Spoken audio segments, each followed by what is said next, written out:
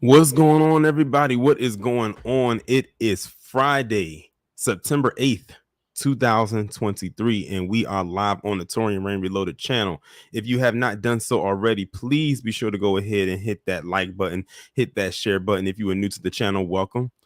And make sure to hit that bell twice so you can be notified whenever I upload a new video or go live. Shout out to all the members on the channel, as well as all of the people who are patrons on Patreon as well.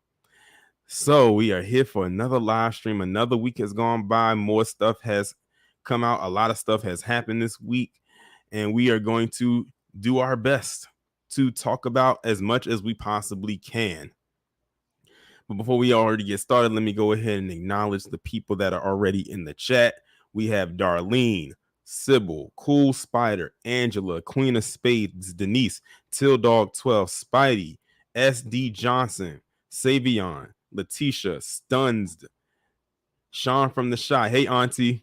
Lady Messenger, what's going on? It's 57 people. Well, now just jumped to 67 people so far in the chat. Make sure y'all go ahead and hit that like button as y'all come on in. I hope everybody had a great Friday. Hope everyone had a good week. I hope y'all try to stay cool as much as I did, because this week was very, very, very hot. It was probably one of the hottest weeks of the year where I am at, and I believe this is like the last heat wave we're going to have before the weather starts to subside a little bit. As y'all know, fall will be coming in officially in a couple more weeks, and I'm a little bit glad about that, but I'm not ready for the impending cold that's going to follow with it.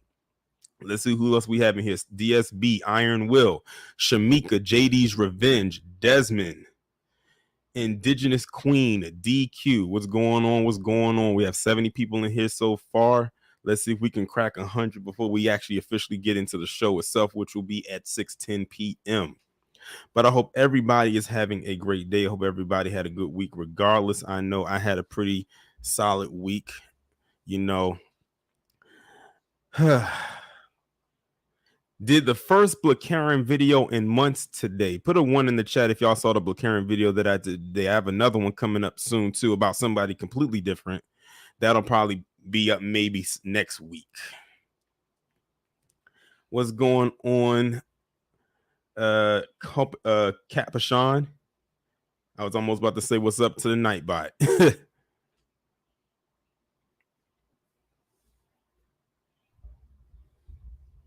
Yeah, we got, like I said, we got quite a few stories that we're talking about today. I couldn't even fit everything into the title, so y'all are only seeing just a few of the topics that we will be discussing today. Let's see, who else do we have in here? Tay the Man, Percy Earl the Third, Tia to you. I'm glad that everybody is here so far, and I'm sure more people will be coming into the room momentarily.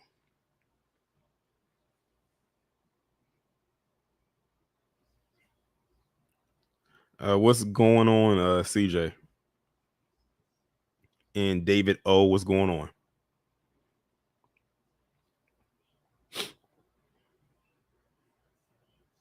But yo, I cannot wait to give the, if y'all saw the community tab that I posted up, what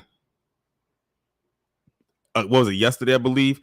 I can't wait to get to the end of the stream so y'all can see the announcement that I have to make. Y'all are going to be so excited about it. Like, I'm excited myself, but y'all are really, really going to be excited about it. I can't wait for y'all to actually see what I'm about to present to y'all. Y'all are going to really, really love it. Spidey said, did you hear what Jason Willock said about Deion Sanders? Yeah, I heard about it. I don't know if I'm going to talk about it or not, because it's like it is redundant having to constantly acknowledge that individual for the same type of thing over and over again, because he's always going to say something. It's to the point where now I'm not shocked when he says stuff like that.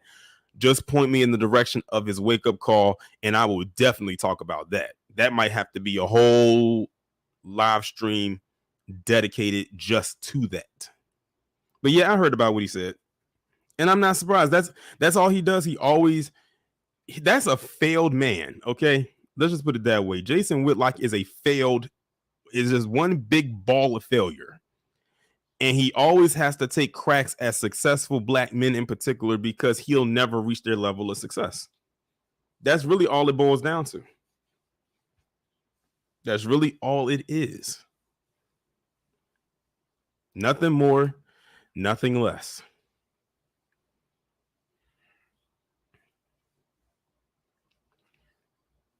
Let's see, we got 95 people in here so far. Let's see if we can get 5 more people before 6:10.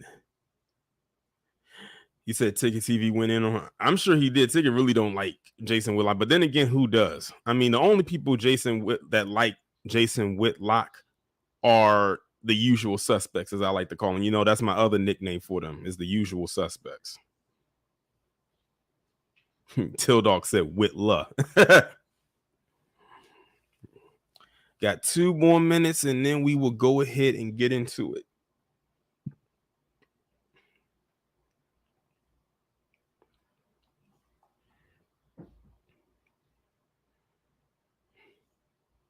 But put in the chat what topic y'all are really looking forward to me talking about today, just based on what y'all see in the title. Like, what topic y'all really looking forward to hearing about today?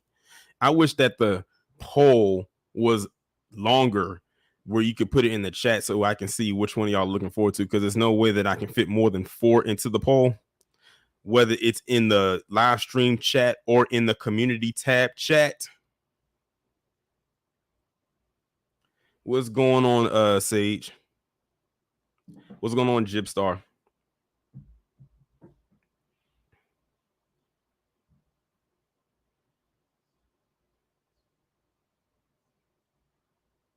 Jibstar said Brickgate. I said in the title. I said it had to be in the title. Let's say CJ said Meg.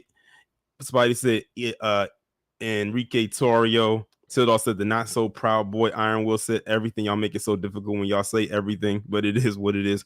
MDWMs be one of you. Capuchon in the backseat of my Jeep, police officer. What's going on, D? DSB said he's looking forward to the Bethesda fight. What's that about? We're going to talk about it. That's going to be actually one of the first stories I'm going to talk about. All right, cool. Got 1 more minute, and we're going to go ahead and it's 6:10. It is 6:10. MD said, I enjoy you going in on Butthead, aka Ramen Noodle. Right. All right, so we are going to go ahead and get this thing started. Let me make sure I'm on the right tabs, and we're going to kick this thing off. And shout out to Denise Scales for being the first contributor to the stream tonight with the $20 super chat. I greatly appreciate it. Now, you know, on this channel, we always like to start off. If there is anything positive to show, we would definitely show it. But I came across this video on Twitter the other day, and I said I definitely had to share it because this is like a great father-son moment. And I'm guessing the other guy might be his uncle, because the guy looks a lot like the boy's father. And I just want y'all to look at this video of this father and his son, and I'm assuming the other guy's his uncle, on this fishing trip, and the reaction to when this kid caught this fish. Let's go ahead and check this out.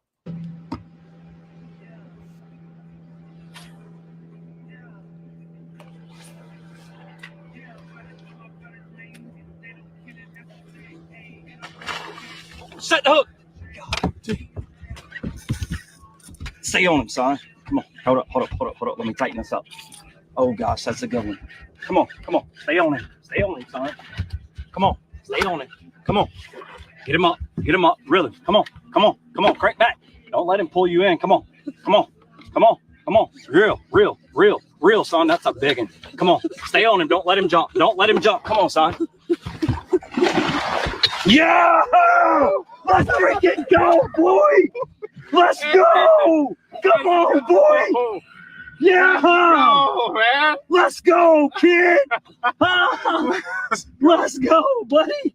Look at that! Let's get him in the middle of the floor. Oh my gosh, son! What a freaking giant! Hey! Let's go, baby! Give me 5! See what happens when attitude changes and you just fish? Let's go. That's crazy. I'll get. All right, so y'all just saw that right there. When I saw that, I'm glad that this video went viral. Like when I saw the clip on Twitter, a few days ago, I said I'm gonna definitely incorporate this into the live stream because I need a lot of people to see this because it's a lot of black fathers get a bad reputation. I don't have to go down the laundry list of the things that are negatively said about black fathers, but this one definitely had a lot of people in the comment section literally saying they were crying, both men and women. I saw both men and women in the comment section of this video when it was posted saying they were crying seeing this because it's such a it's so much positivity going on in this one video besides the fact of a child out there fishing with his dad and I'm assuming his uncle. And first off, this little kid caught a sea bass. Let's just put that out there. He caught a sea bass. That's a huge fish. Like, good thing someone was there because something like that probably could have pulled him in. And he was able to catch that and he was so excited. I like the fact that one thing that stuck out to me was that the father did not take the fishing rod away from him and just catch the fishing by himself. He let his son hold the rod and help him to reel it in. That way he'll know how to do it in the future. So I like that he didn't take that moment away from him. He let him bask in that moment.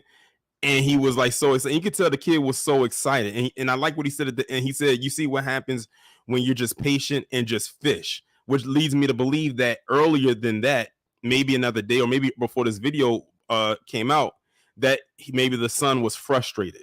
Like maybe he couldn't catch anything or maybe he was struggling.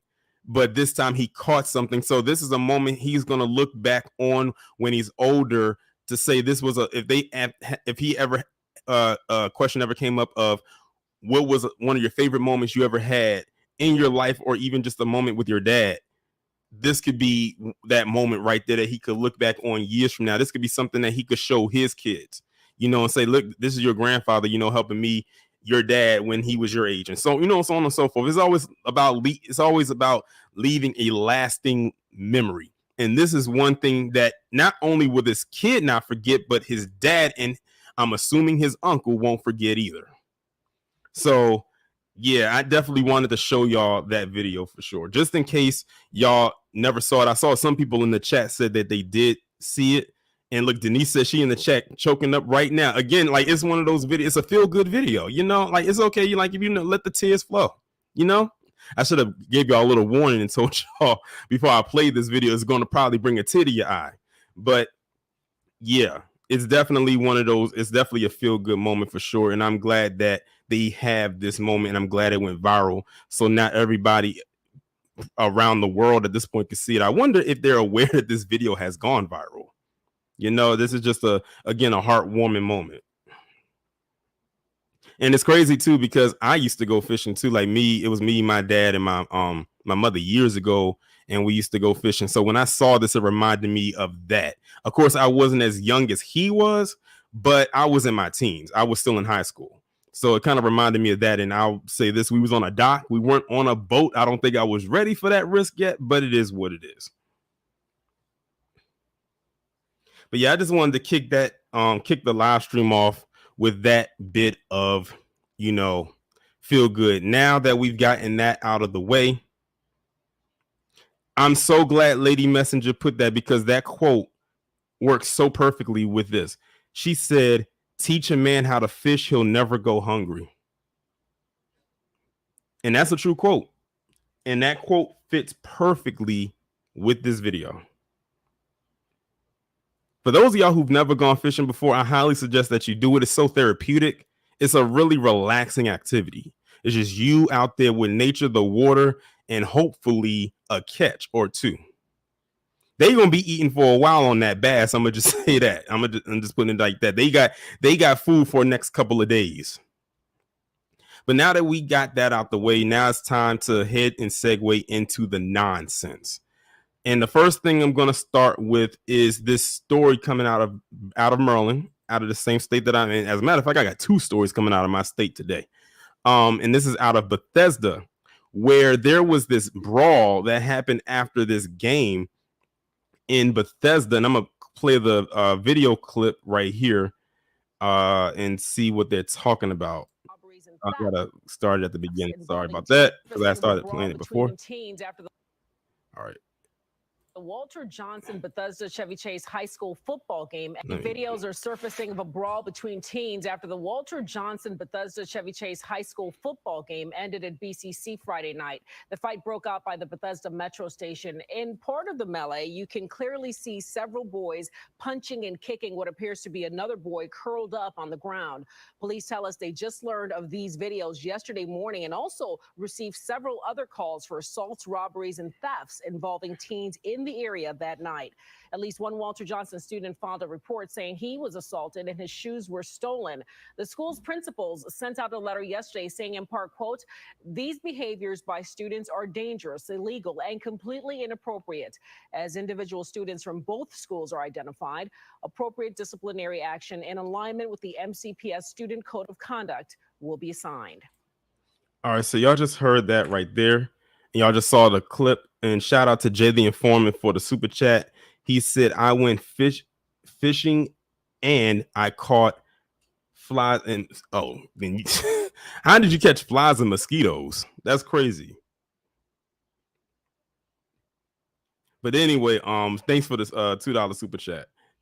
But yeah, so we had this situation right here that happened out in Bethesda, and the reason why I'm talking about this is because there is a particular account on Twitter called End Wokeness who took the clip that y'all just saw right here, and without any context behind what happened, because the context behind this, of course, is what they said in the news clip, that there was a rivalry between these two schools. Now, these two schools, to my knowledge, have been a rivalry for such a long time. So these kind of incidents that they're talking about is not new. But there's this page on Twitter called End Wokeness, and I've actually talked about them before in the past. And I'm going to pull them up right quick,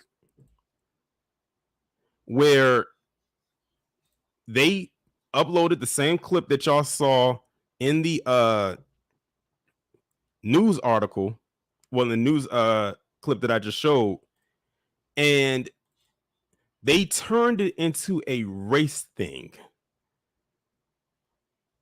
Like, this is what I responded with, but I'm gonna read to you what I said, or what they said. It says End Wokeness, and it was posted September 2nd, because that's when the video went out. It says, "Last night a mob of black people attacked a white boy and girl in Bethesda, Maryland. This would be front page news if the races were reversed." Now, when I saw that, first off, I knew coming from that page, I knew they was lying, because that's the type of page that this is. This page is right up there with that anti-white watch page that me and Rob at Blacklight Revelations did a video on like 2 weeks ago. They literally put out the same type of rhetoric. Remember, no context behind what happened. They just put it out there as it was white people attacking black people, because again, we have to be made the boogeyman of every situation. To which I responded with, "Amazing how PC doesn't see color unless they get in their ass beat." And by the way, this account didn't give the full context to the story, but all they had to say was blacks jumping whites, and like a moth to a flame, unseasoned Twitter launched into the anti-black talking points, which is exactly what they did. Mind you, they had no context behind what happened, but I came in and I actually posted a link to an article, as y'all can see where my cursor is circling right here, of one of the first articles that went out pertaining to what happened. But let them tell it. It was just a regular day, and it was black people attacking a white boy and girl in Bethesda. But if you look at the video, it was white people in fighting, and it was white people recording it as well. But they had to put out this narrative that it was just black people just going out acting like savages, going around just attacking white people just because.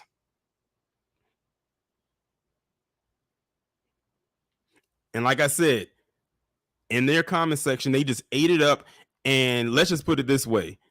They were agreeing with the person, with what this End Wokeness page was saying, and also trying to put out their consequence of what they should do to black people should this happen.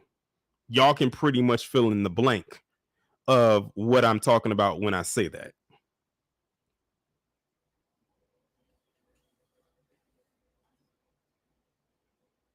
Because I'm gonna tell you something right now. Black people don't just go around attacking, doing stuff like going off like this just because.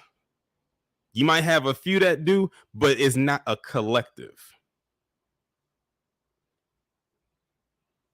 But the way that they framed it, and then they said it would be front page news. And the thing is, when they posted this, I was able to find 4 articles literally after seeing this.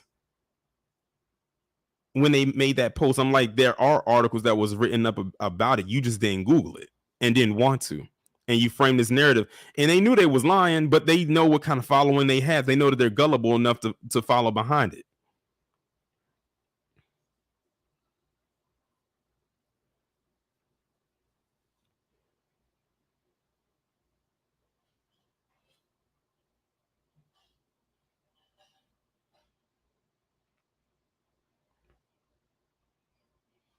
Gene Harvey said, what school in Bethesda is majority black? The city of Bethesda.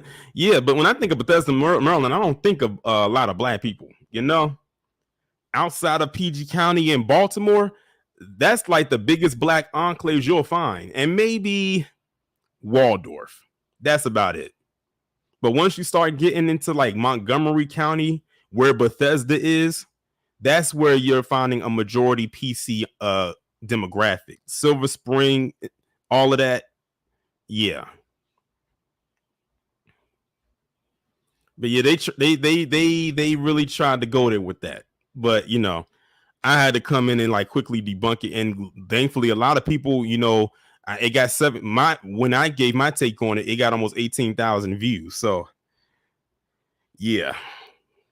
The new black media comes in and saves the day again, somewhat. Exactly, MD is a bunch of goofiness that came from this. But let me go on now and move on to the next story. But that was the story right there. They basically got into it was basically a rivalry fight, and PC pretty much got their butt whooped. And every time there's a fight and black people, again, like I said, get the best of them, then that's when they say they were attacked. Even if it's a fair fight. Like I said, just pay attention to the wording. Even if it's a fair one, they'll still go into, oh, we were attacked. But let's go ahead and get into this next story right here. Let me go ahead and get ready to cue this video up. We are getting a look from inside the Dane County Jail of the man who police say is responsible for a violent sexual assault that sent a UW student to the hospital over the weekend. Brandon Thompson, at times, putting his head down as he heard the accusations read from a criminal complaint against him and learning he's staying in jail unless someone will pay $1 million to bail him out. Dane County prosecutors call this attack one of the most horrific sexual assaults in recent memory. It happened early Sunday morning in the area of West Wilson near South Bedford Streets in downtown Madison. News 3 Now has been giving you updates along the way on the aftermath of this attack in our community. Arman Rahmani continues our coverage, sharing what else we learned from inside that criminal complaint. Arman? Eric, the officers responding to the attack Sunday morning also called the woman's injured state one of the most horrifying things they've seen. Now we're getting a clearer picture of what those injuries are. I'm going to set $1 million cash bail because I don't think the public can be protected without a very significant cash bail. 26-year-old Brandon Thompson hung his head from a cell as a Dane County Court Commissioner decided to hold him on $1 million cash bail. This defendant is obviously, from the complaint, you can see alleged to have committed one of the most horrific sexual assaults in recent memory here in Dane County. The survivor, referred to in the criminal complaint as Jane Doe, was taken to the hospital with her eyes swollen shut, strangled, and with injuries from sexual assault. Doctors later found bleeding in her brain. Detectives report that people living on Wilson Street called 911 Sunday after a man calling himself Brandon was going around to people's homes saying he found a naked and bloody woman in the street. Before police arrived, he did run off. In city and county surveillance video, investigators saw a man matching Thompson's description get out of a Chevy at Brittingham Park. The car was seen later turning onto Bedford Street before the attack. The license plate was registered to Thompson, who was pulled over hours earlier. The sheer randomness in which it occurred. After being arrested, Thompson allegedly admitted in an interview he, quote, saw red when he came across the woman. He stated, she came across a monster. I went into a rage, and when I came to, she was on the ground. When asked if he could have sexually assaulted her, Thompson stated, "I could have." That at this point, even this early in our investigation, we have uncovered some evidence that is inconsistent with the state's narrative. His defense attorney, Emily Bell, says they're investigating that interview, among other facts. I don't know under what conditions my client was interrogated. I don't know exactly what it was he said or how it was he said it to see whether or not those were constitutionally gathered statements.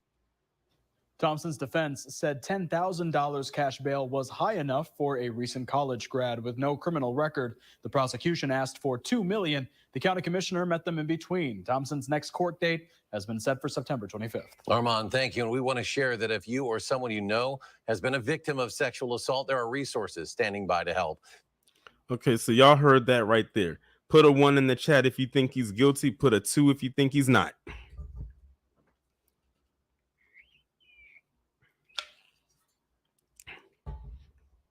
Again, put a 1 in the chat if you think he's guilty. Put a 2 if you think that he is not.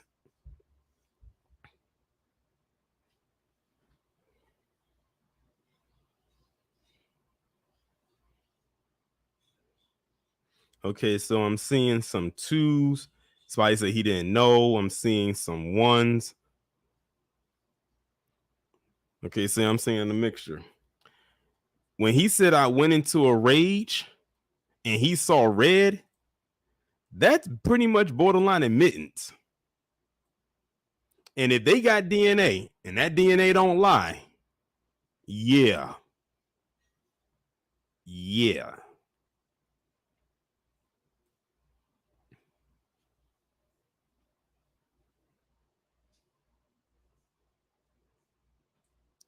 But just like the previous story, I wanted to bring up something else that I saw in a Discord server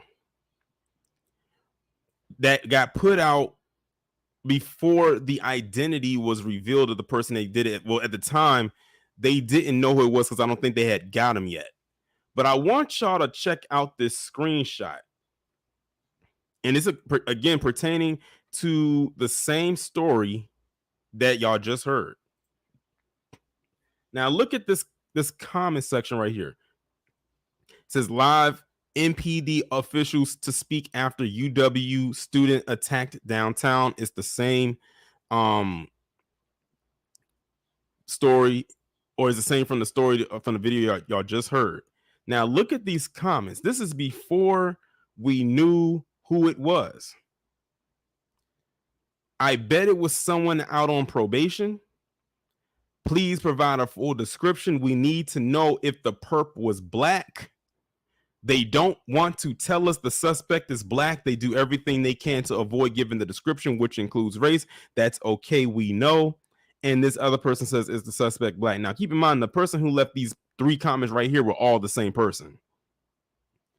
They were determined that this person was black before they even let the public know who it was.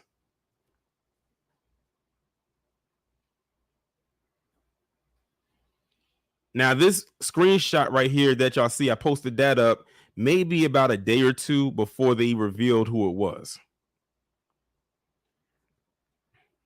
See, one thing that Dub S doesn't like is when they are under a lot of heavy scrutiny. So they will bank that if there's a criminal or some kind of crime that's been committed, they're hoping that it's someone that is not them, because they feel like they can't take any more heat, especially when you think about what happened in Jacksonville a couple weeks ago.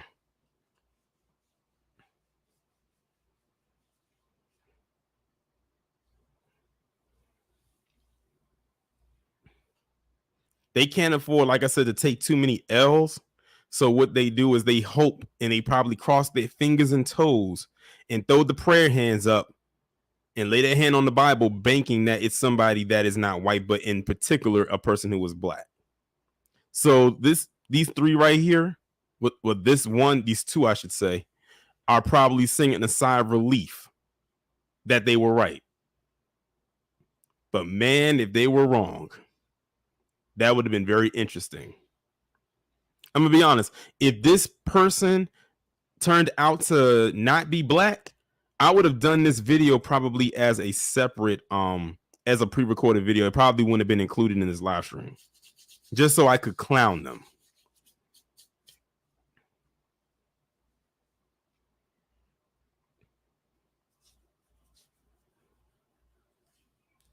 Mr. King said that's what they do. It can be a person with a mask and gloves on the purpose, black by default in their minds. Exactly, which reminds me of that smash and grab that happened down in California a couple weeks ago. They put out there, and I actually have a video coming about that. They put out there that the persons that did it were black, but the people that they caught were south of the Borderian. Then when I looked at the demographics of that area, the vast majority of the people that live there identify as quote unquote Hispanic or Latino.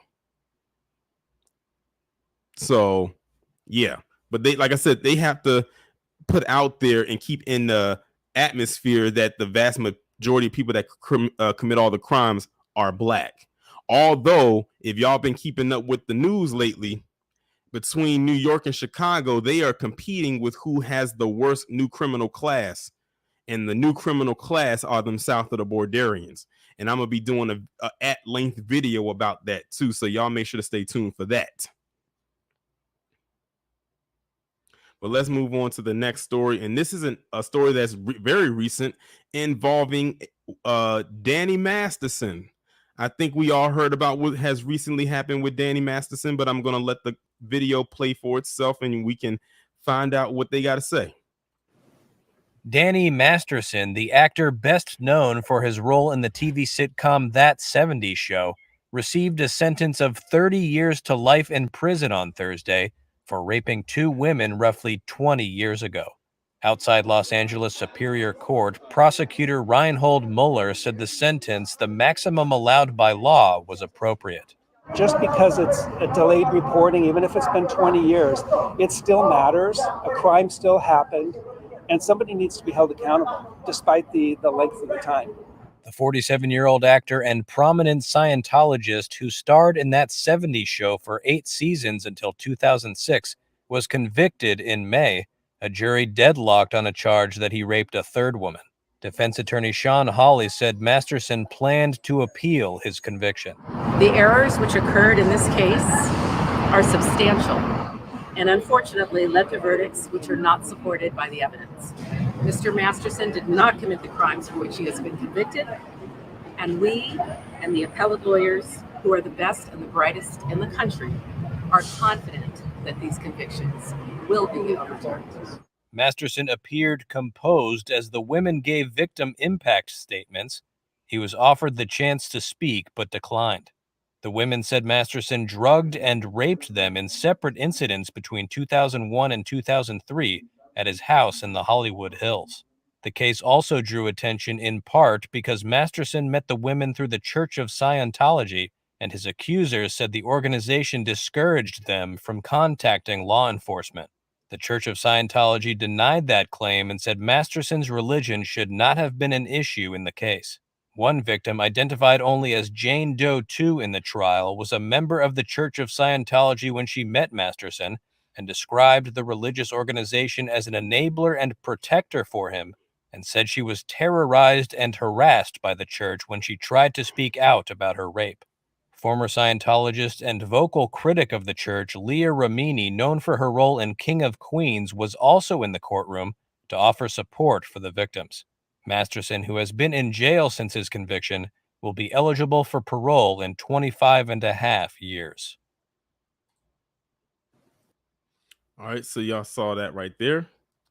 I'm not gonna lie, this actually kind of surprised me because remember the first time that they went through this proceeding, it was a mistrial. So I wasn't expecting them to go forward with it, but I don't think they wanted to leave it on a mistrial. They wanted it to either be guilty or not guilty. Like they didn't want to leave it up to it being, deadlocked. They didn't want that to happen, especially with a case such as this. So I was actually genuinely surprised to learn that they actually got a conviction. And on top of that, to say that he got sentenced to 30 years to life, as y'all can see. Now, this is not up to 30 years, like they love to say. This is 30 years. And it says that he will be eligible for parole after serving 25 of those years. And like I said in the video, of course, his team is going to appeal that conviction. I'm like I said, I'm just like genuinely shocked that they actually got it. That he actually got it. Considering. And I was also reading some like more recent articles where they said that Ashton Kutcher and Mila Kunis had came out and they was defending him, which I'm not shocked by that at all. I also read somewhere where they said that they're still airing the reruns of that 70s show, which actually, you know, I said, now here comes the hypocrisy, because when the stuff was going on with Bill Cosby, y'all pulled the Cosby Show off the air, and y'all put out a lot of different magazine covers about the Cosby Show, none of which happened with that 70s show. I don't care if Danny Masterson was not the lead in the show, but he was a huge part of the supporting cast. Like, he was pretty much in every episode, so he was a main character. He was a character that you saw every week that show aired from 99 to 2006. That's where his popularity came from. I remember seeing him in other movies here and there before then, back in the 90s. But that 70s show was where he really blew up. And shout out to Black Voltron Reloaded for the $49.99. He says, good afternoon, and the big B1 salute to you and to you, bro. Torian Rain Reloaded, the moderators, and the B1 certified family. Shout out to the B1 New Black Media. Could you please share the links to become a channel member? Thanks. If you're on a computer or a laptop, you can click the join button on there that's next to the subscribe button, and you'll be able to join that way. I don't know why you don't have that option on the mobile. That's a mystery to me.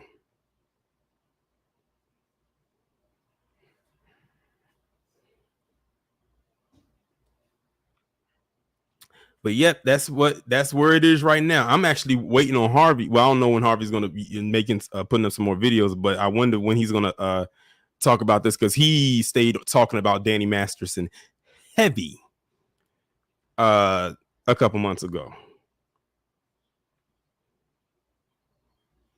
Yeah, see, I'm not sure how it works on an iPad, but like I said, I know, like, if you're on a laptop or a computer, you can it should be a join button that's right then, you just click it.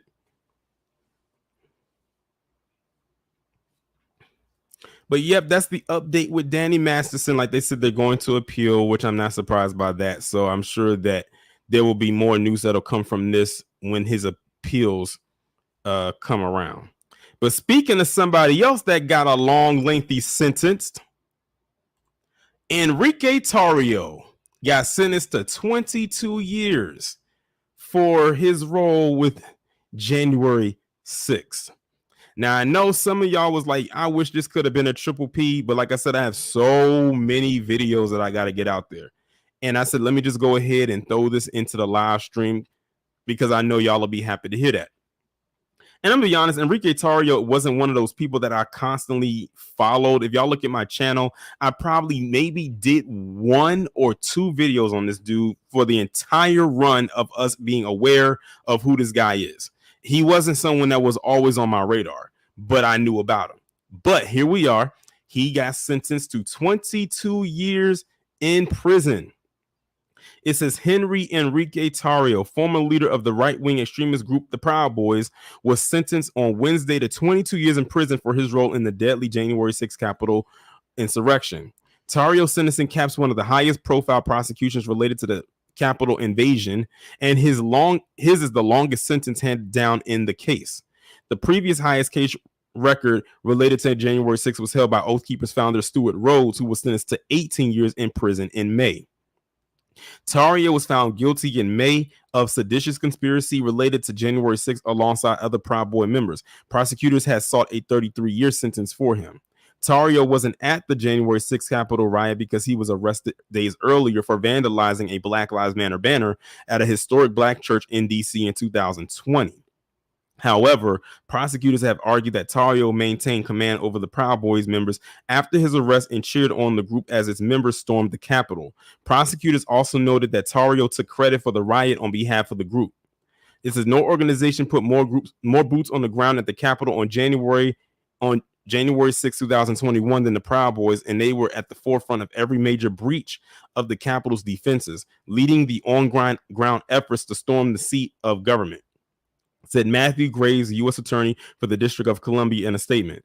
The leaders of the Proud Boys and the leaders of the Oath Keepers who conspired before, during, and after the siege of the Capitol to use force against their own government to prevent the peaceful transfer of power have now been held accountable. And that's pretty much it on his part. But yeah, this is very interesting. I don't feel bad for him at all. Like, I think the thing with Enrique Tarrio, as it pertains to myself personally, is that I got the more and more I heard about him, the more and more annoyed with him I got. Like, I got tired of hearing his name. I got tired of seeing his face. I got tired of hearing about the Proud Boys. Hopefully after this, we don't have to hear about them ever again. So I think that's probably where I'm at with this as it pertains to him. So, hey, enjoy those 22 long years, and, you know, see you in about 2 decades. What was that? 2045? Whew.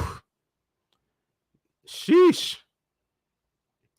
But he got his wake-up call because, as we all know, Enrique Tarrio has a bit of a tan. Opposed to the others that I'm sure that are with him, they do not. They say he got the longest sentence. The longest sentence. Like, really let that. I hope he's letting that sink in. I don't know why some of them even bother doing and engaging in this stuff, knowing they don't fit all the way in.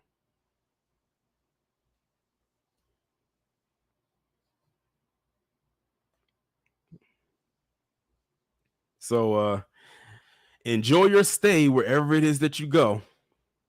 But let's go on to the next story. Now, as we all know, gender reveals can be a wonderful and great thing. They have been very popular in the last couple of years, but there are some that end up going not the way as planned, that could end up having drastic and, in this case, deadly consequences. So I'm going to play this little small clip and y'all will see exactly what I mean. An extravagant gender reveal party over the weekend in Mexico turned tragic after a pilot died in a small plane crash just seconds after the big moment. The video posted online shows the plane flying over the party, releasing pink smoke as it flew over the happy couple, and the plane's left wing then appeared to buckle and fold backwards as the pilot tried to pull up, sending him towards the ground. Local authorities have confirmed that the pilot was the only person on board at the time, and he died on the way to the hospital. First responders say there were no other injuries at the scene. It's unclear what caused the malfunction. All right, so y'all saw that right there. Now that is what you call a freak accident.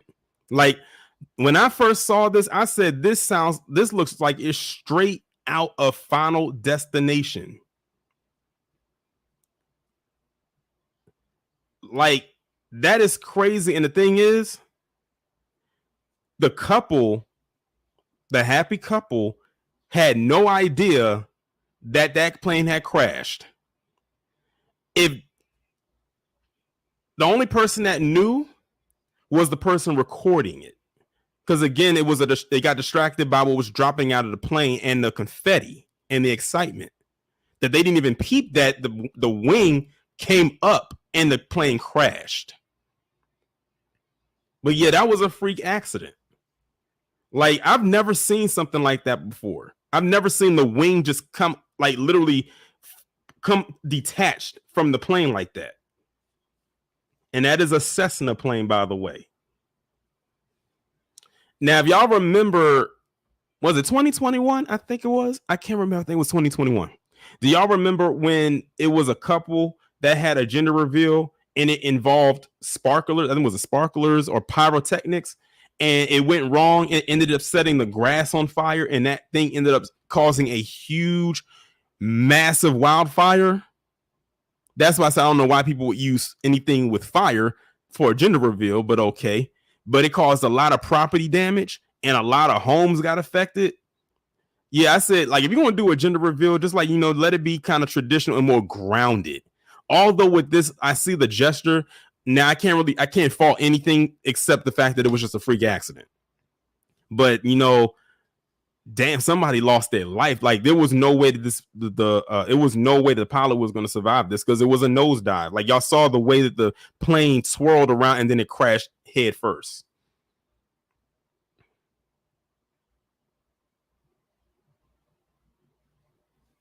But yeah, like that, like I wanted to share that because that was crazy. I was like, whoa, like that's crazy. And you know what? I've actually been up in a Cessna plane before. Not for that though, but I've been up in a Cessna plane because I went skydiving for my 25th birthday back in 2014. And for those of you who have never been inside of a Cessna airplane, it's very compact. It's very small. It's real tight. So it's not a lot of it's not a lot of room in those planes at all. I was literally in the cargo area when I was getting ready to do my jump. Well, our jump, because I didn't jump by myself. I was strapped to somebody. What's going on, Tamika? But yeah, definitely, crazy situation that happened here. Condolences to that person's family. Like, imagine you there for a celebration of finding out what your gender of your child is, and then now it's like, whoa, okay, how do we continue to celebrate that? We hired this person. Like, that's probably what they were thinking. We hired this person. This is somebody that either we knew them personally or we didn't know them, and someone, it was through a company, and they agreed to do it. Tragic.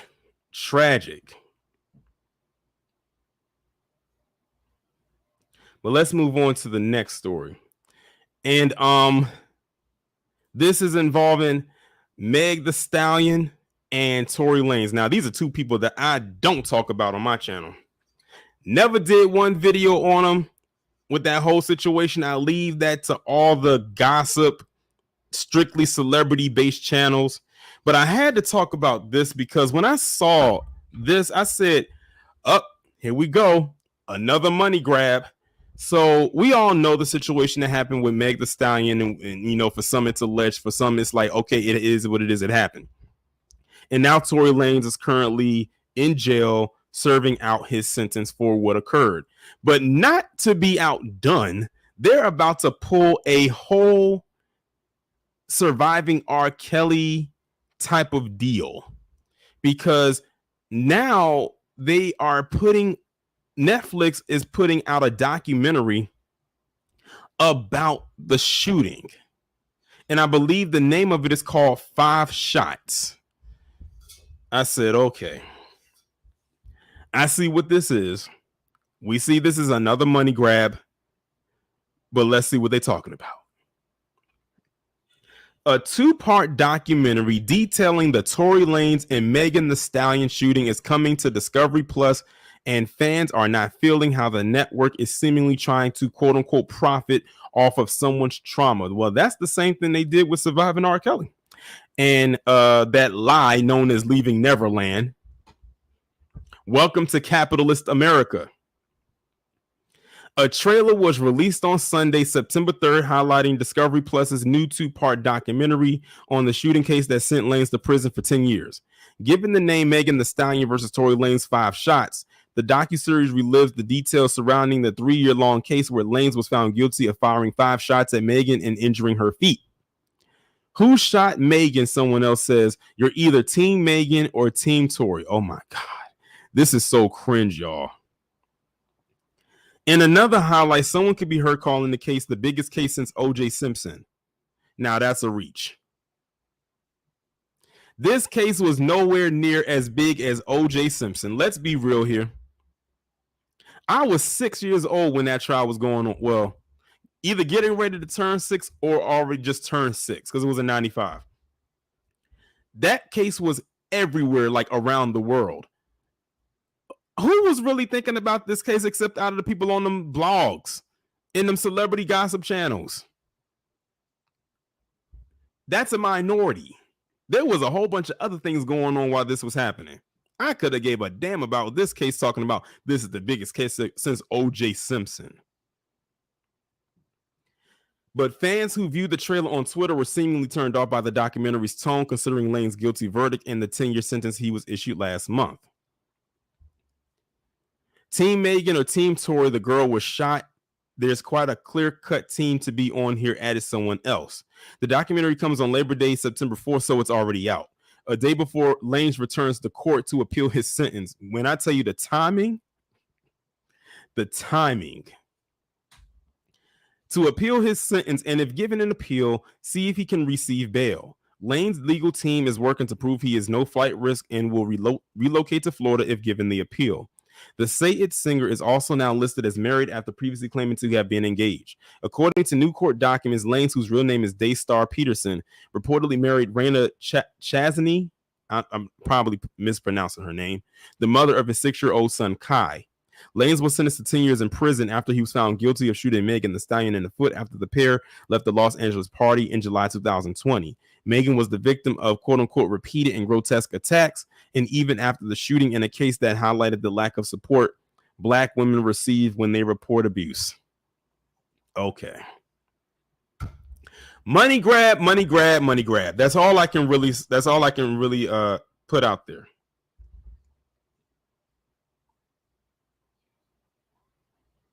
I don't know why the article in the title mentioned Netflix when the people that put out the documentary was Discovery Plus. They're two different streaming platforms. I don't know if that was a typo. That was a huge typo, because Netflix and Discovery Plus are two different things.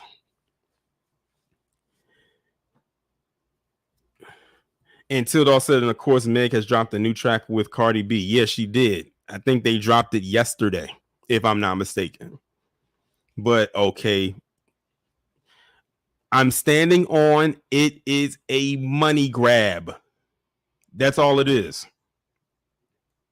And for many of y'all in this chat, not to toot my own horn, this is probably the first time y'all are hearing about this, because I saw the screenshot of the trailer in a Discord server maybe last weekend.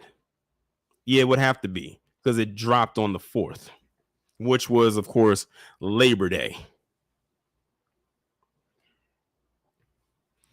Well, I can honestly say that I won't be entertaining this, and I can safely say that many of you will agree and probably say that you won't be watching this either. So don't expect a review from me on this nonsense. What's going on, Val? Let's move on to the next story. Now, this is the one right here that's coming out of the county I live in. I don't know if Gene Harvey is still in the chat, but he also lives in this county as well. But we're going to be talking about that cop and that side chick.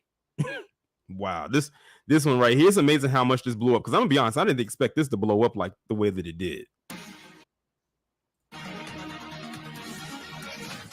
Good evening. Off the top at 6, a Prince George's County police officer is suspended tonight after a viral video showing an officer getting into the backseat of a police cruiser with a woman. Fox 5's Lily Zhang is live in Oxon Hill tonight with new information on what we're learning about that officer. Lily. Jacqueline Shamari, that officer has been identified as Francesco Marlette.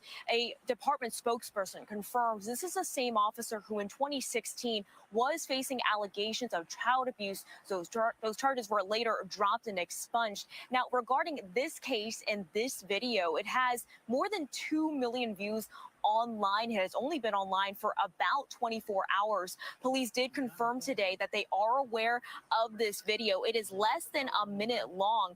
In it, you see the uniformed officer with the unidentified woman. Now, they eventually get into the back of the cruiser together, and that is where the video ends. We spoke with the person who posted this online. He says his cousin shot it at the South Lawn Neighborhood Park.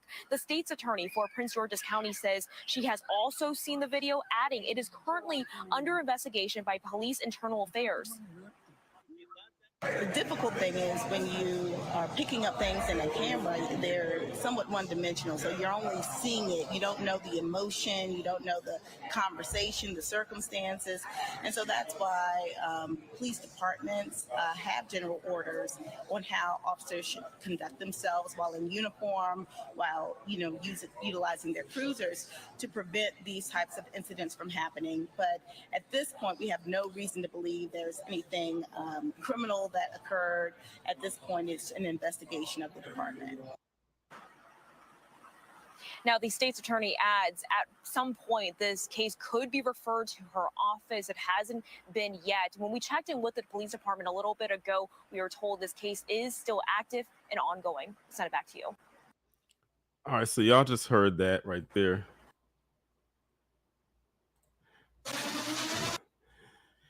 Yeah.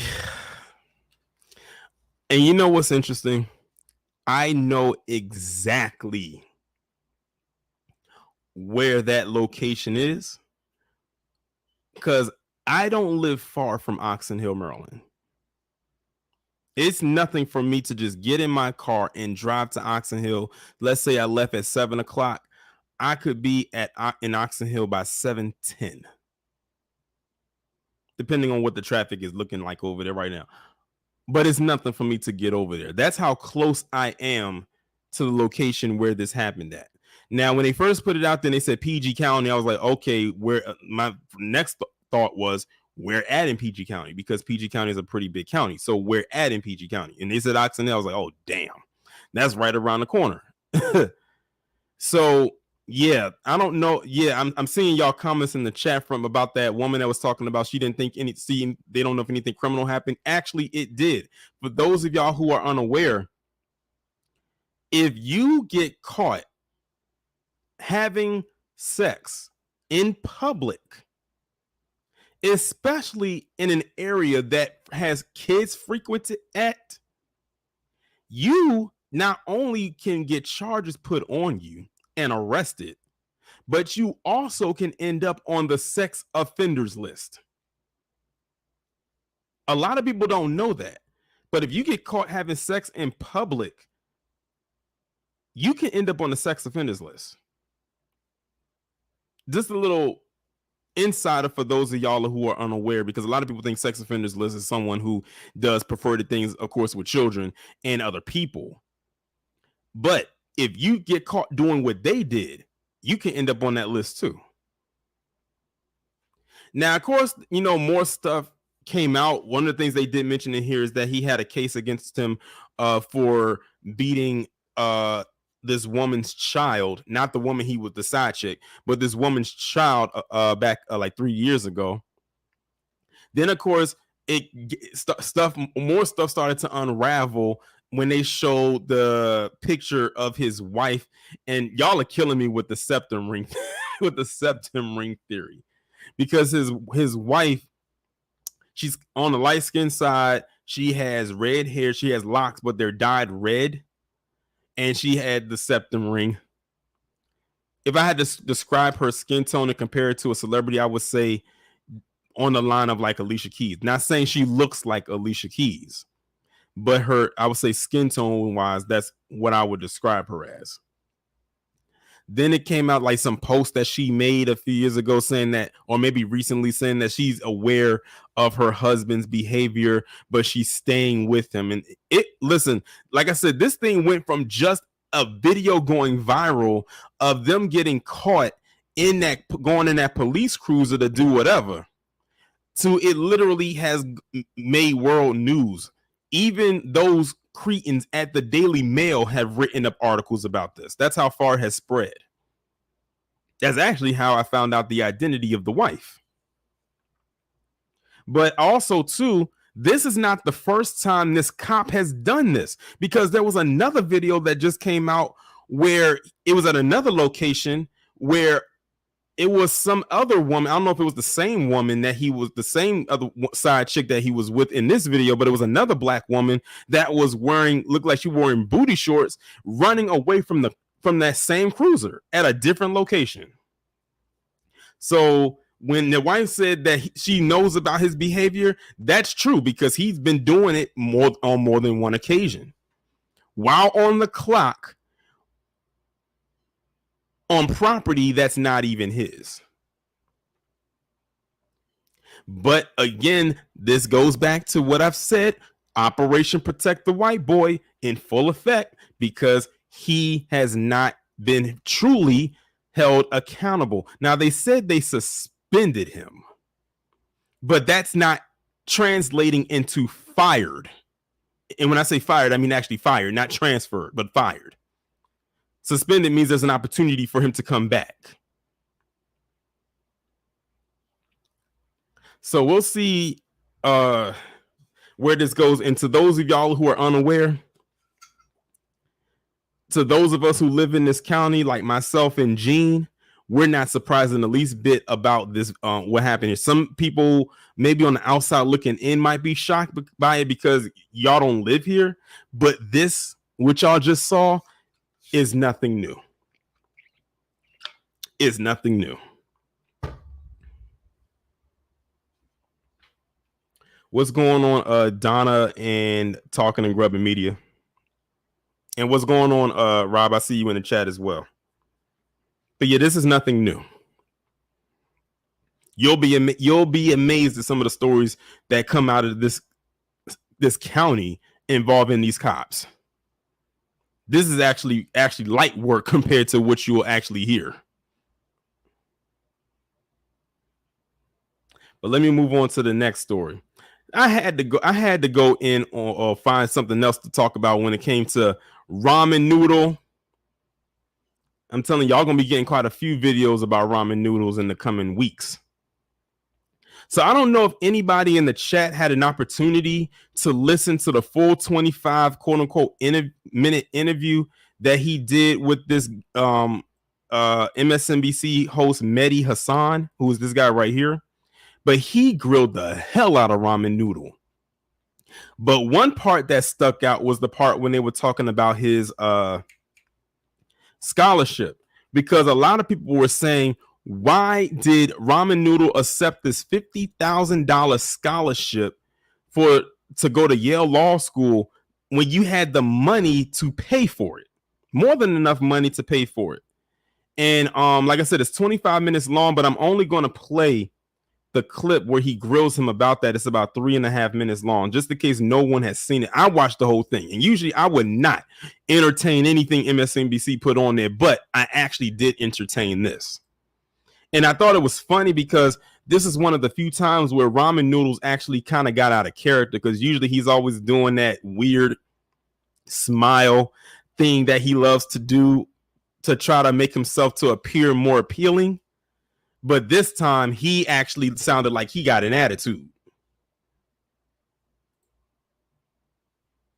You accepted a Paul and Daisy Soros scholarship at law school that was specifically set up for the children of immigrants. It was an affirmative action scholarship, and your defense for that is that you didn't have the money to pay for law school, even though you'd already made over $1 million at the time and made another $2 million. My defense of that is somebody gives you a merit scholarship at the age of 24, you take it. At the age of 24, somebody gives you a merit scholarship, you take it.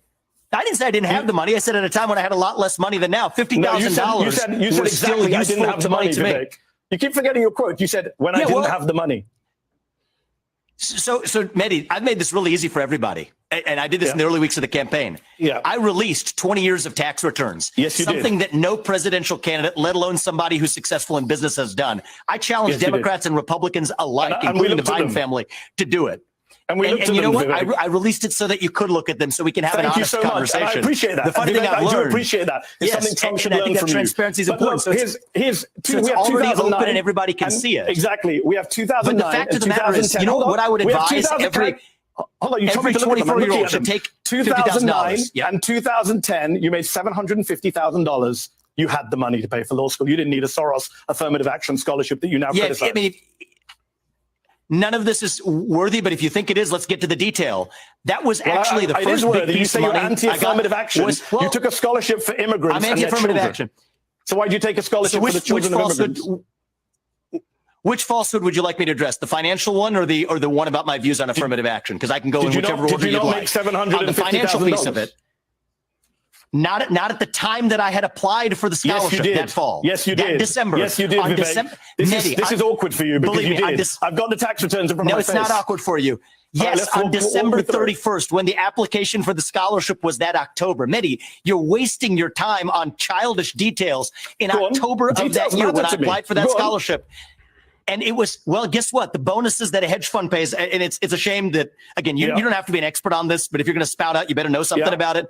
People pay at a hedge fund the bonuses at the end of a year. And on December 31st, that's when I was paid. I applied for the scholarship that September, and I did not grow up in a wealthy family. Vivek, you made more money the previous year. I made $200,000 pre-tax or whatever it was. No, you didn't. And you know what? No, you didn't. You're now selling flat. In 2009, you have my tax returns in front of you. I don't remember what I made in 2009. In 2009, you made $650,000. In 2010, you made less, $450,000. So the argument that you only made the money pre the scholarship, oh, so now we're bringing tax into it. We've been using gross numbers. Yeah, absolutely. Vivek, you're wrong on this. Go back and check your tax returns. $50,000 obviously makes a big difference. And then you accepted a Soros scholarship for $50,000 when you didn't need it.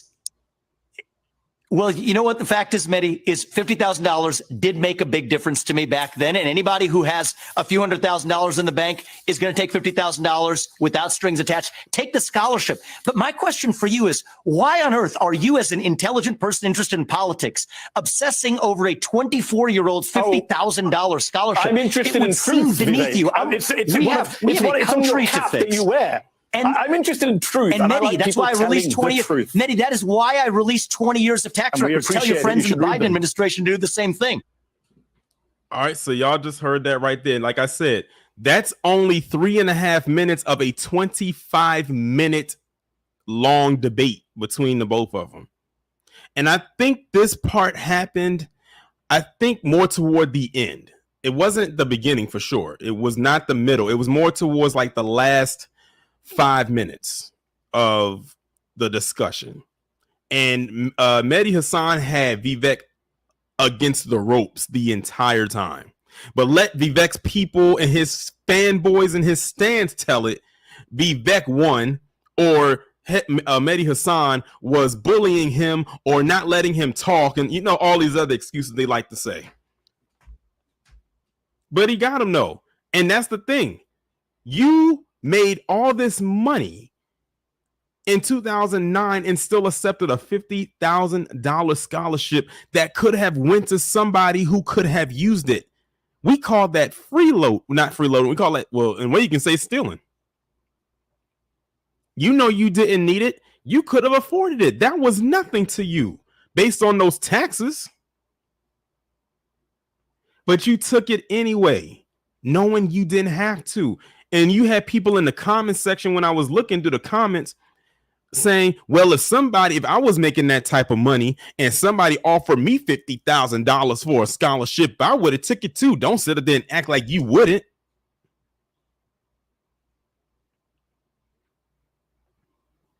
That's the word talking and grubbing, a fraud. But like I said, this is the first time I've seen somebody grill Vivek Ramen Noodles, and y'all saw him get out of character because he was not going to allow him to completely run away from the narrative or the of what was being presented. And y'all saw him right there trying to run, but Mehdi Hasan was pulling him back in. He was not allowing him to get out of that corner, out of that pocket. But like I said, let his fanboys and let his stand boys tell it. Vivek was being bullied. Hasan was being nasty. He was over talking him, and so on and so forth. Well, welcome to the world of politics, Ramen Noodle. You would actually know how that is if you were actually engaged in some kind of political affiliations for the vast majority of your life. But we know that you're not, considering you technically voted for the first time at the age of 34 back in 2020. I don't really count that other one.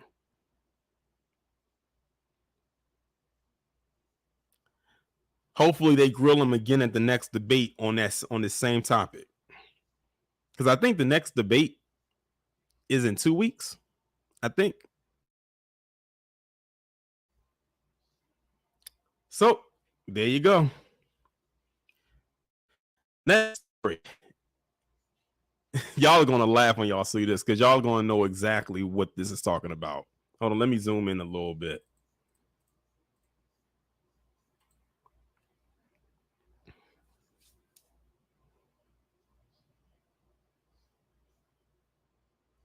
This is the next topic of discussion. Y'all know what it is. Y'all know exactly what it is.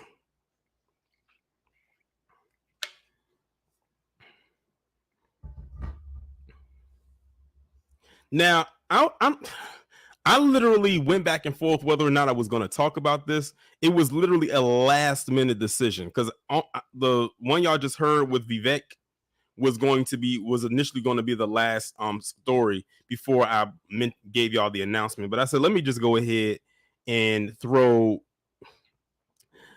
this in here. That's a very interesting choice of words. Put this story in here. Now, I first heard about this on Instagram. One of my subscribers has sent me the post I think that the Shade Room had made. And I had looked at the video, I looked at everything, and then I immediately went to the comment section. And I saw in that comment section what I figured I was going to see before I even clicked on load more comments, which was a gender war. That's literally what I saw in that comment section as it pertains to the story. Now, this was before all the other information came out. This was when it was fresh. It just made it just went viral. It just went viral. Nobody really knew anything about it. No one knew this woman's name. They didn't know all the details. They just knew that she got hit with a brick. And that was it. I saw in that comment section where you had black women saying black men don't protect them. You had black men saying, do something that's being worth protected, the usual talking points. And I was like, okay, at that point I had already tuned it out because I knew exactly where it was headed. And I thought maybe I could escape it. But oh no, thanks to Twitter, then you really couldn't escape it because by that time, everything was starting to pop out. And shout out to Afro Elite. I don't know if he's still in this chat, because he did a very, very thorough breakdown on his live yesterday, and he stayed on there much longer than he usually does. I said, you got time today because you was on there for almost 3 hours. Really kind of breaking down this situation. Tariq, he's spoken about it. Disc Spaces on it. There was other people that spoke about it as well. And my take on it is basically this. I've seen this woman's account. Well, her Instagram anyway. But nothing could prepare me for what I saw on her TikTok account. And let me tell you right now, this individual, this woman, she got a lot of issues. And I do mean a lot of issues. From those random skits that she be doing, going around slapping people. I saw the one where she had slapped some PC man, and after she did it, she walked away and then began to twerk. I was like, okay. Then I think she had slapped another PC man that was in a wheelchair and then walked away. It's so random. It's so weird. And then you have people that's defending her saying, oh, it's just skits. And shout out to Live from NYC for the $20 super chat. He says there has been no era in history that men protected women who were unruly and didn't act accordingly. Thank you for the $20 super chat. Now, this woman is Somalian. I believe she's Somalian. And when you looked around where she was at, it was other people that was there. And of course, they spoke with an accent. My first thing when I saw it is the same question a lot of other people had. You just got hit with a brick. Why are you getting online to talk about who's not protecting you? Why wasn't the first people you called was 911 to get yourself some emergency help and get you to a hospital? So you mean to tell me even after you got hit with this brick, you still had enough time to be an attention whore? Like, I know your face got to be hurting. And then on top of that, another question I had was, why didn't I see any blood? You got hit with a brick, allegedly, like y'all see right here on the screen, a brick that most likely looked like this. I didn't see blood. Your face wasn't leaking. I didn't even see any bruising. Then it was word that came out that she allegedly was arguing with a woman prior to her getting hit with this brick. So now it begs the question, did she really get hit with a brick by a man? Because also word on the street is that she's in the academy too. So are we sure that this so-called man was not a stud? Even other men who are from her community came out and said she deserved it. At that point, like, what else can you do? And shout out to Winnie Wall for the $1.99 super chat. He said 2 black men called the police and offered help. Thank you for the super chat. But she turned it into a black men are not protecting me. So we knew exactly what she was doing. And those type of people are very, very dangerous.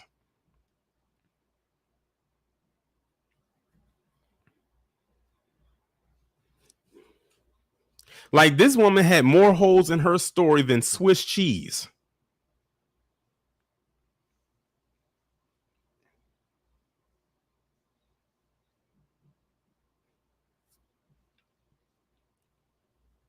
Like I said, it's so much more to this story than what was put out there. And I think they said that she had a GoFundMe put out there that raised a boatload of money. I think someone said maybe $70,000. So she got a financial come up. Now keep in mind, if y'all saw the LaKaren video that I did on Sharika Soul today, in that video I was talking about the 3 GoFundMe she was attached to. Well, one of them she was attached to by name because somebody was calling her out for some shady stuff she was doing, but she was attached to 2 others. Y'all better watch who y'all decide to send your money to.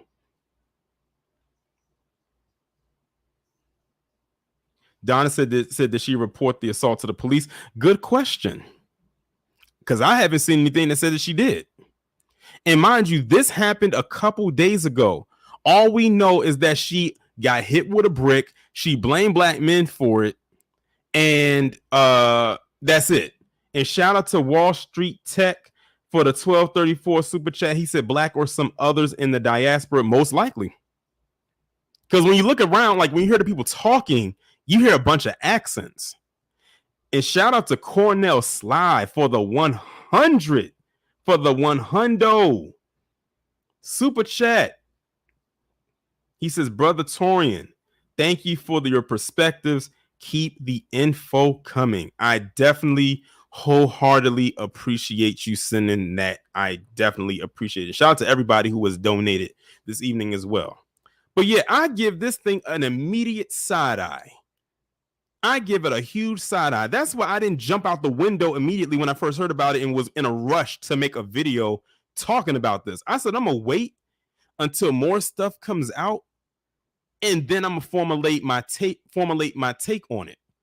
And I'm already lining up with a lot of what the other people said. There's a lot of people out here that do not believe her story. It's a lot, both men and women. Let me put that out there because a lot of people going to say, oh, you're being misogynistic. No, it's a lot of men and women that do not believe her story.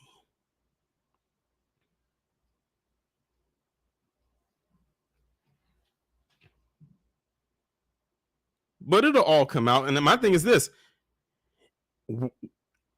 There should also be surveillance videos from outside of that club that she was at.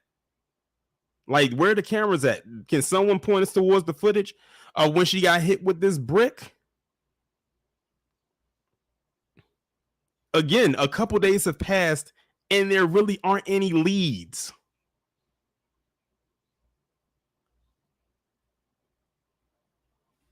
All we have really is her side of the story. Why is that?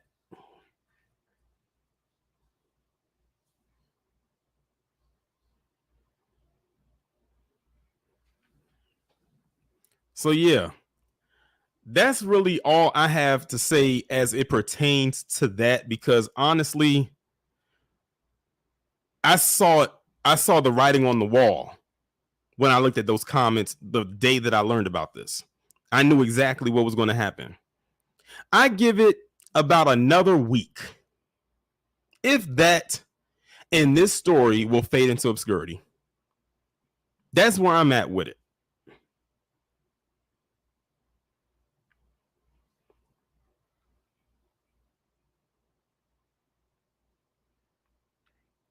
DJ said the two young men who filmed this spoke out. Yeah, it was people like people that were there, but the way that they framed it and said it is like they're basically saying it's not at all what she's making it sound like. But like I said, more truth, more stuff will eventually come out from this. And on top of that, this woman is very anti-FBA. If you look at some of the stuff she posted on TikTok about Black American men and women, she's on her own. That's also where I'm at with it.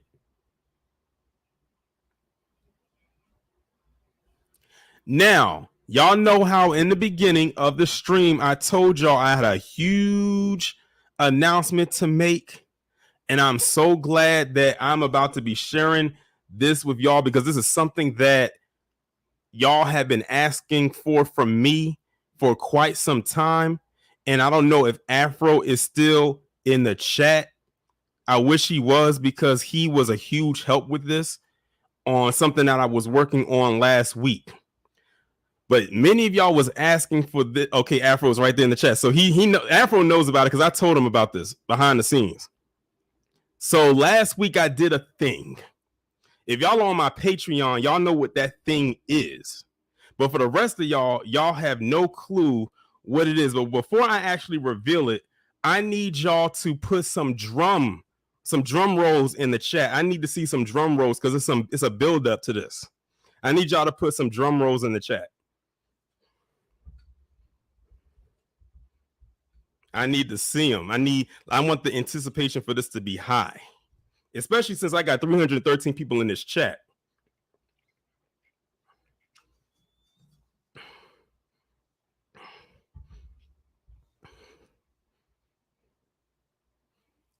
All right, y'all, I'm about to reveal it.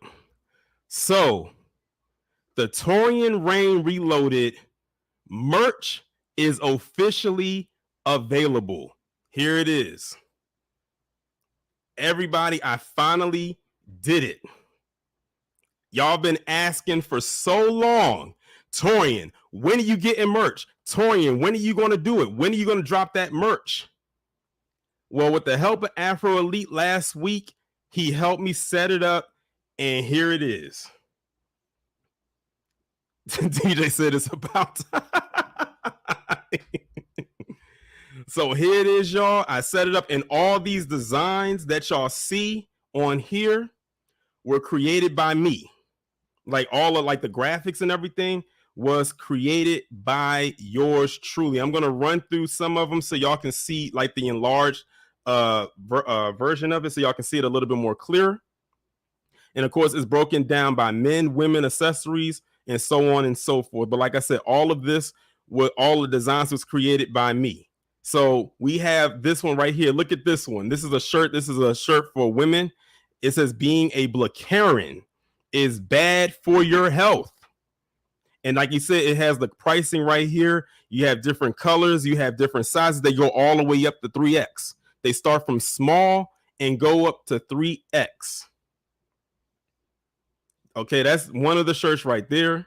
I got another one with the same thing, but it's like a shirt like for the women, like if y'all work out. Here's another one right here. I also got some joggers for the women as well. Same design, but it says being a Blacarian is bad for your health, and it's right there, like near the thigh area. But let me show some of the men's stuff. We got a being a bed bucking is bad for your health, and this is on a hoodie, and I have it right there in the corner. And as y'all can see, I basically put it's a person who's tap dancing, but I put an X through it. That's why y'all see the X right there. But let me scroll down a little bit too, because remember I told y'all I was going to do the woke tree, right? Shout out to the woke tree. Got this right here on a shirt. Put it right there. But one thing that I know y'all are going to be really happy about is this one. The palm colored "'Tis Deposited Here" mug. I was literally in the back of my mind for the longest time saying I want to make this as a mug. I just didn't know how I was going to do it or how I was going to go about it. But here is one of the mugs. This is just one of the mugs. Like this just kind of has a nice fit to it, don't it? It just has a nice little fit to it. But here's another one right here. It also says palm colored "Tears Deposited Here," but I took the Petty Pendergrass logo and it's going to wrap around the cup. So as you can see, it has like a wrap feature. So it's a different cup. It has the same wording, but it has it's going to wrap the logo, the Petty Pendergrass production logo, around the cup. So we got that, but also we got some "I Feel Nothing" stuff too. Look at this. We got the "I Feel Nothing" shirts with the violin. The little tiny violin right there in the middle. So we got those as shirts. We got it as a hoodie, as y'all can see right here. We got it as polo shirts as well. And also got another palm colored "'Tis Deposited Here" shirt as mug right here as well. So yeah, like I said, these are all my designs. I created all of them. You know, if I come up with anything else, I'll add them in. So what I'm gonna do is I'm going to I'm gonna go ahead and I'm gonna you know what? Let me go ahead and copy the link and post it into the chat.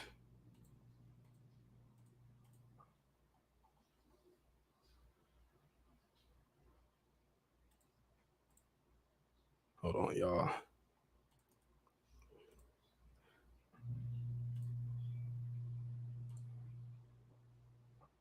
So there it is right there in the chat.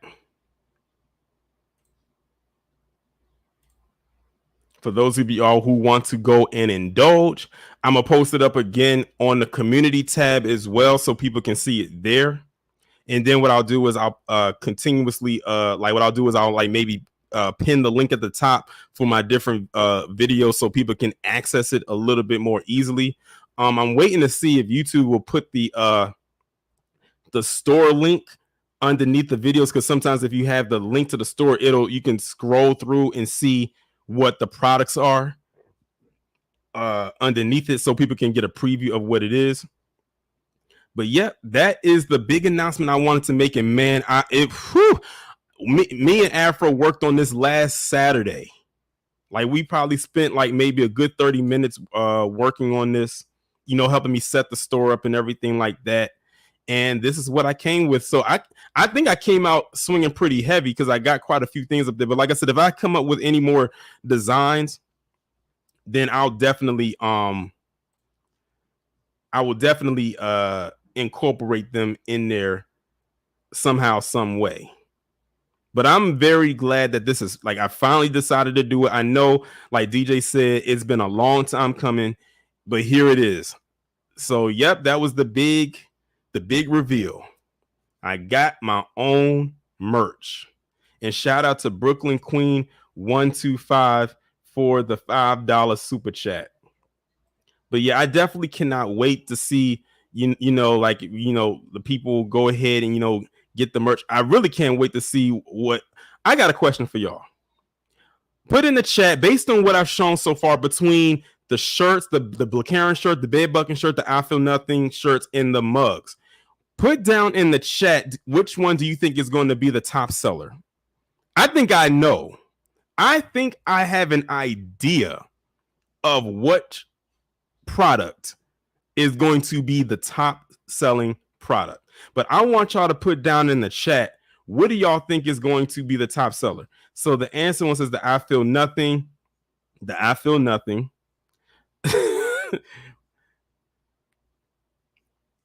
So I think it's safe to say the I Feel Nothing merch these shirts and these hoodies and these jogger pants are probably going to be some of the top seller.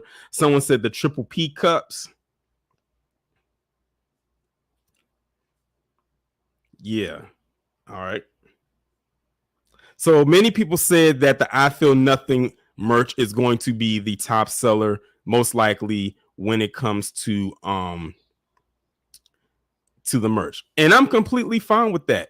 I am completely fine with that. And the perfect part about it is, you know, the weather's going to be changing soon. It's going to be getting cool soon. So I know them hoodies are going to be flying off the rack.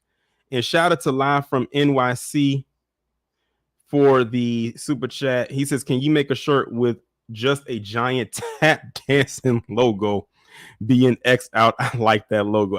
I might incorporate it. If I can, if it fits, if it goes with what if I can come up with a saying, because I don't want, like, I don't know. Like I said, who knows where else I might actually go with it. But these are just like the starters. You know, I don't want to create too much.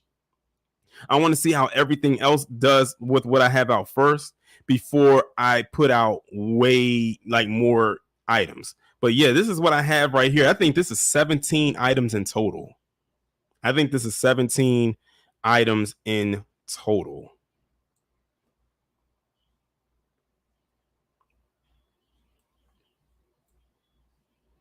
Oh, DJ said that he clicked the link, but getting. Oh, my bad. Hold on, right quick. I think I probably sent the wrong link.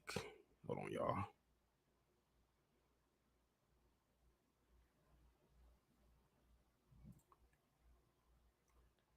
Hold on, y'all. Let me go ahead and get this this link. I don't know how I missed that. All right, y'all. This is the right link right here. The one that I just posted in here. Not the one that I sent out before, but the one that I just posted in there. The one that says Torian-Rain-Reloaded.myspreadshot.com. That's the right link. I sent y'all my login page. I don't know why I did that.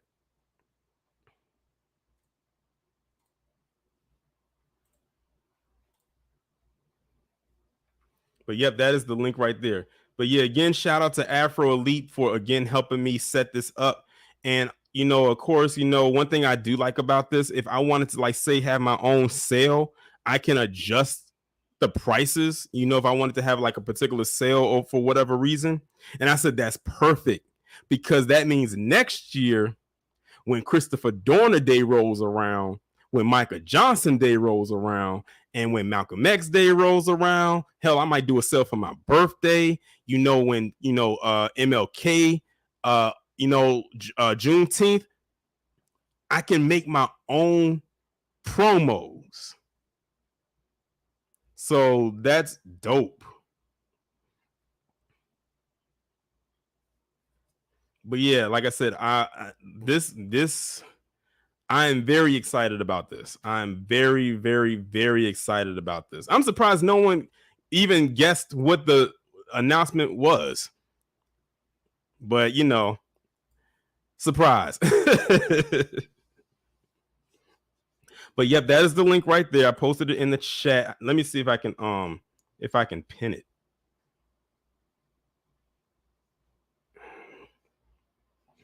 So there it is right there. And like I said, I'll post it again on the community tab. And then on going forward with my different videos, I'll pin the link at the top of the chat as well. To what I might do is I might also record like a promo to insert into my videos, like a thing of, if you want Torian Rain Reloaded merch, make sure y'all go ahead and go and click this link or go to this website, so on and so forth. That way you'll see it every single time I upload a video. So I might do that probably after I get off here, because it's not going to take much for me to record that. Tia till you say I want them all. Hey, if you want them all, there they go. I mean, there they are. And also too, let me just click on like the shirt right here, so you can see right here again, like the size of the different colors you can get. Then it says delivery time. So if you was to order one today, you'll get it between the 13th and the 19th of next week. And I like it too, because it also shows you right here the different products that this particular design is on. So you can kind of like see everything right here. And it has all the different material right here. It's cotton, so on and so forth. It's like ordering off of a regular like department store website. But yep, there it is. There it is. There it is.